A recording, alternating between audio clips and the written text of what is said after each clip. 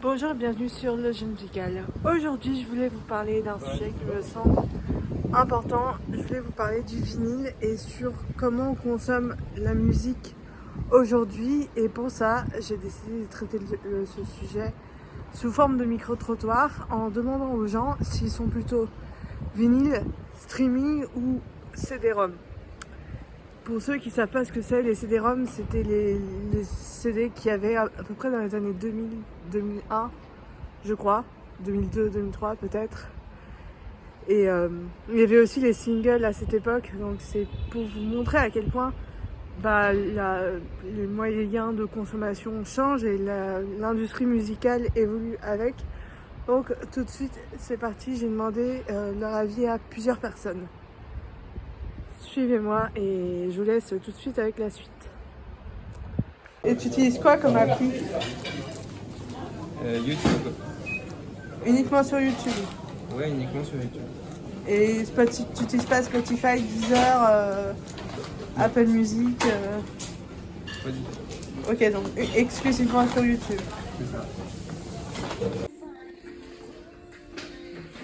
Ça dépend vraiment des genres musicaux, mais il y a beaucoup d'albums rock et pop qui sortent en vinyle, voire qui sont réédités en vinyle.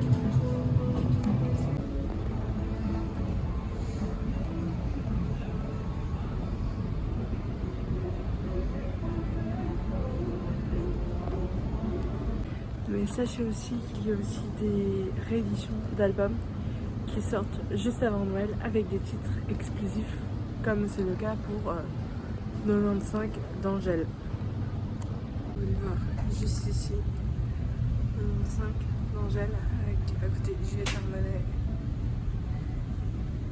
Et bien sûr,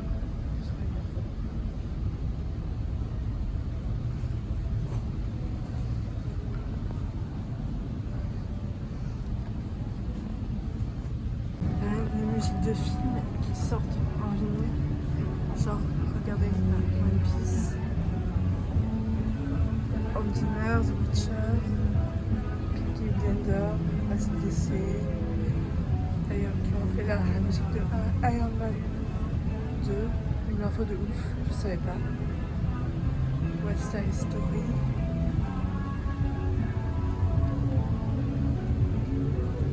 Top Gun aussi. Et même ce classique qui est vraiment dispo en vinyle. Je vois une nouvelle voix de Coldplay qui est aussi dispo en vinyle. Johnny Cash.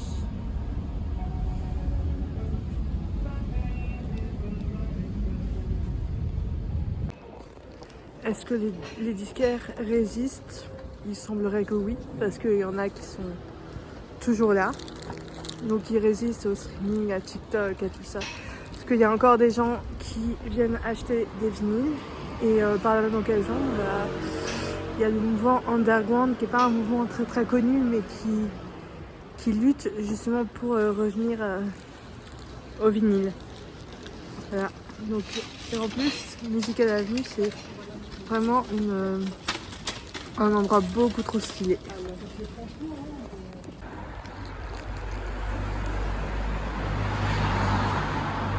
Il y a quand même des disquaires qui persistent et qui sont toujours là.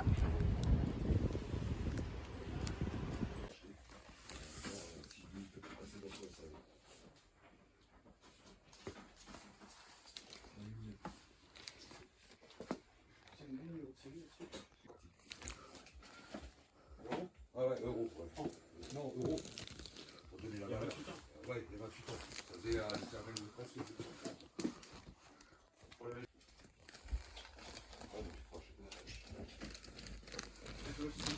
Bah non, ils m'ont mis partout. Je t'ai montré juste ce qu'il fallait comme outil.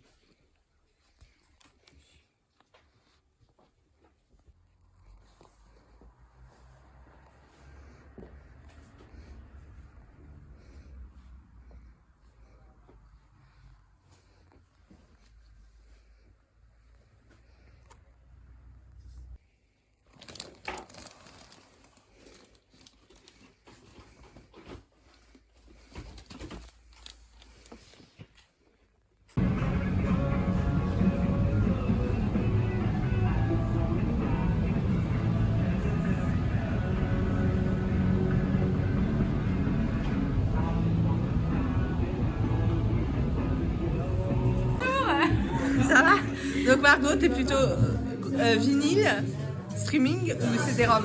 Je suis plutôt McDo, mais non, en fait, moi ça dépend. J'aime bien consommer la musique sous différentes formes. Je trouve que c'est intéressant. Autant le streaming, le Spotify, les plateformes qu'on connaît, c'est dans la génération qu'on connaît, donc c'est facile d'accès, on peut l'emporter partout avec nous. Mais j'aime beaucoup le charme de l'ancien aussi.